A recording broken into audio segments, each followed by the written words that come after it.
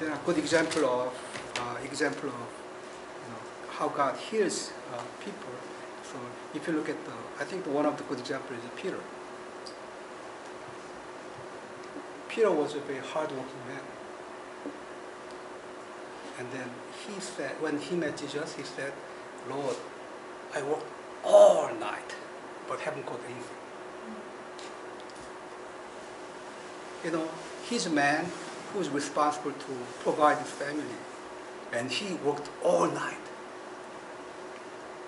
But he could not catch anything.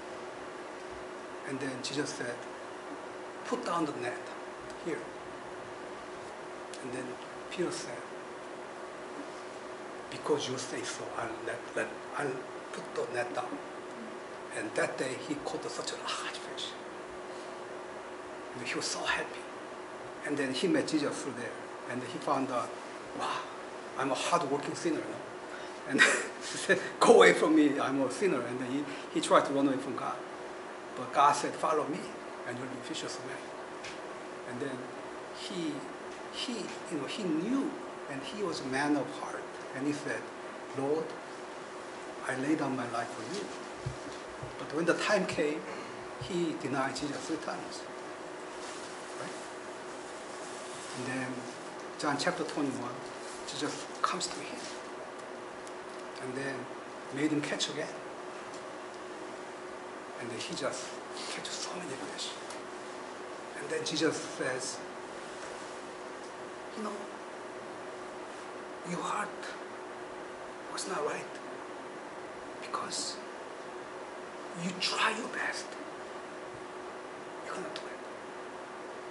But I will show you how to be healed. And then the story of Jesus is healing Peter. Right? And then he got healed. And then 1 Peter, he says later, he says, if you look at the 1 Peter, he says,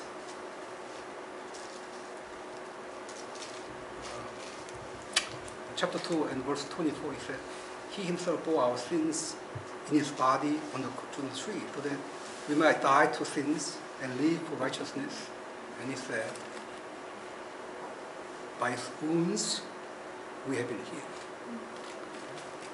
So I think Peter confessing that his heart was broken, living this world.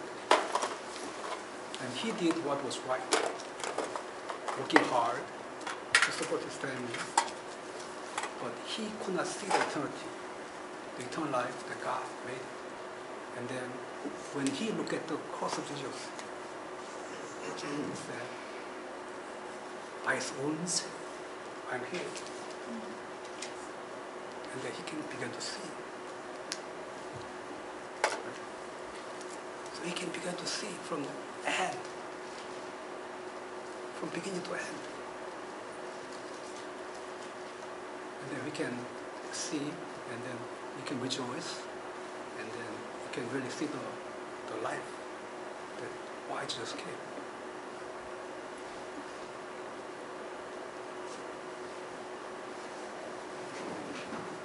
We have to see it.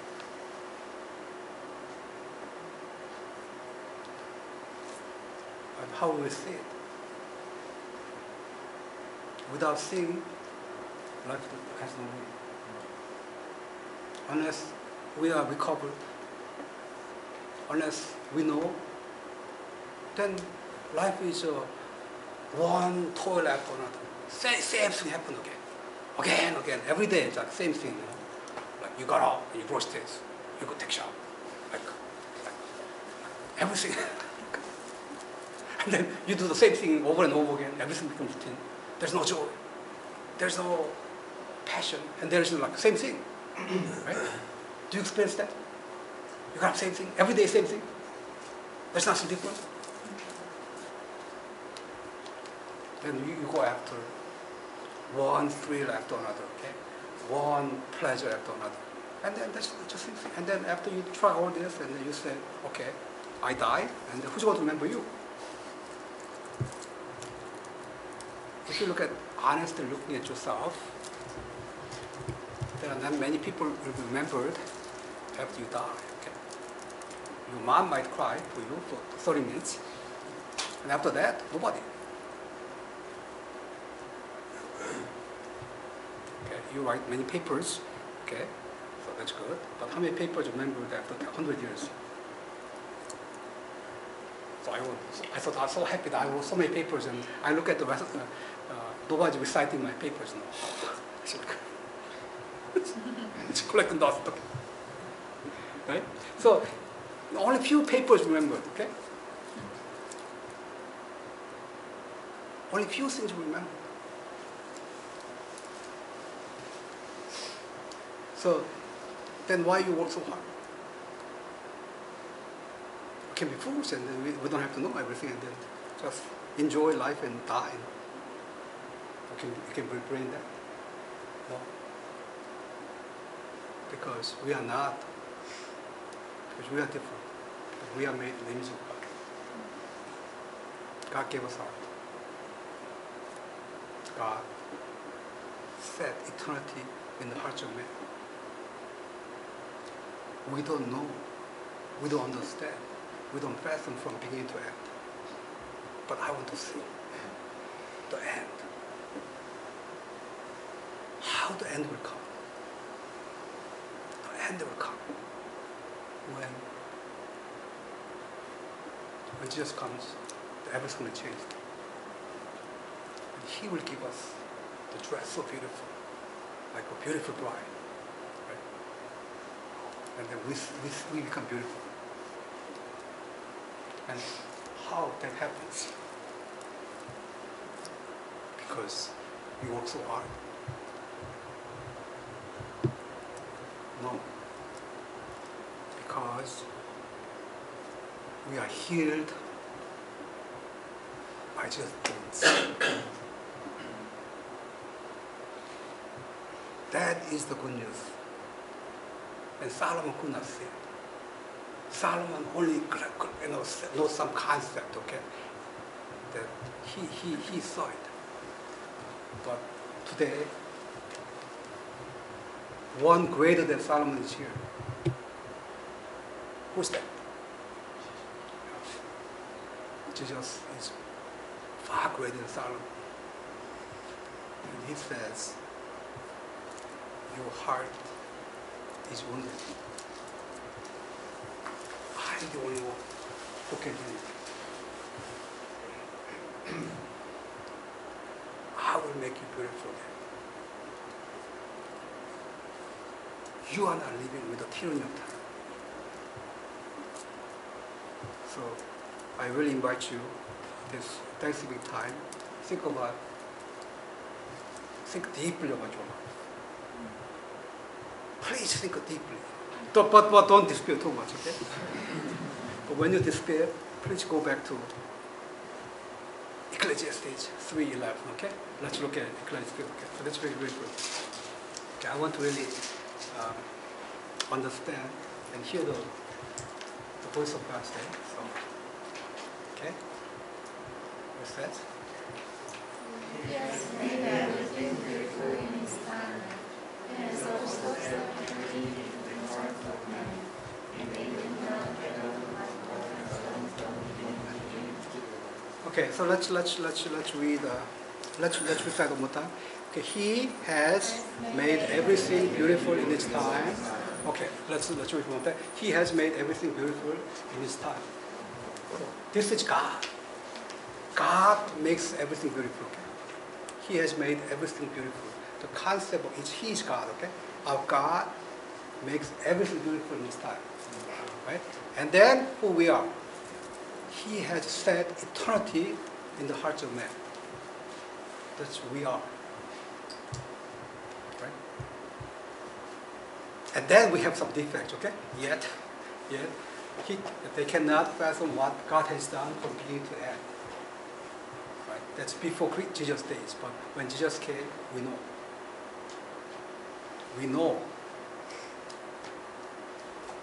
that God created everything.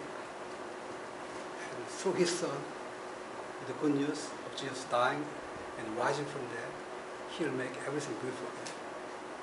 So from beginning to end, to think about that, and then let's rejoice, okay? So what we're going to thank for Christmas at this Thanksgiving time, right? The gift of God. I want to think about the gift of God. So what's gift for you? I think it's giving us His Son. Restoring us, our hearts, so that we can desire God and know God and love God. And that we can live with people created with the eternal heart, okay? So our hearts can become big. So let's pray.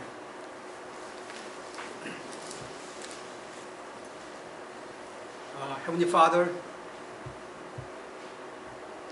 we thank for You, our Creator, who made us. You made us. When You made us, You set eternity in the hearts of man. But because we sinned against God, we lost understanding, and we cannot see from beginning to end what God has done. Heavenly Father, please be with us and grant us Your understanding, so that Jesus came to heal us, and that we can thank God because by Your wounds we are healed, and then help us to be recovered, and then see the beauty of God who made everything beautiful in His time. And with this hope we labor and strive, and with this hope we always are bombarded with a meaningless life. But please help us to listen to You and have hope, and also see that Your recovery of ourselves, and then help us to grant us the faith to believe that through Jesus we can become beautiful again. And please grant us good rest, and especially this Thanksgiving time, help us think deeply the meaning of life, and also see that our life is not just what we see, but it is You who made us. And please help us to see the eternity and also close relationship with You this Thanksgiving time. I pray in Jesus' name, amen.